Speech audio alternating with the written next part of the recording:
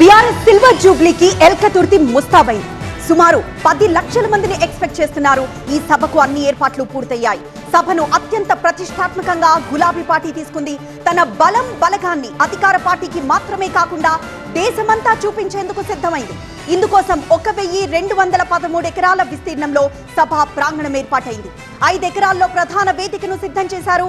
సుమారు 500 మంది ముఖ్య నేతలు కూర్చునేలా భారీ వేదికను తయారు చేశారు. అలాగే వాహనాల పార్కింగ్ కోసం 1059 ఎకరాల్లో విశాలమైన స్థలాన్ని బీఆర్ఎస్ పార్టీ కేటాయించింది.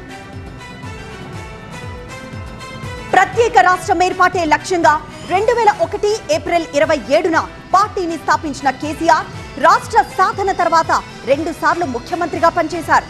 ప్రస్తుతం ప్రతిపక్ష హోదాలో ఉన్న గులాబీ పార్టీ ఆవిర్భవించి నేటికి 25 ఏళ్లు పూర్తి చేసుకుంటుంది. దీంతో గులాబీ పార్టీ సిల్వర్ జూబ్లీకి గ్రాండ్ గా ఏర్పాటు చేసింది. సభ ఏర్పాట్లన్నీ ఓ ఎత్తైతే గులాబీ దళపతి స్పీచ్ మరో ఎత్తనే చెప్పాలి. సుదీర్ఘ విరామం తర్వాత బహిరంగ సభలో కేసీఆర్ ఏం మాట్లాడతారని రాష్ట్రమంతా ఉత్కంఠగా ఎదురుచూస్తోంది.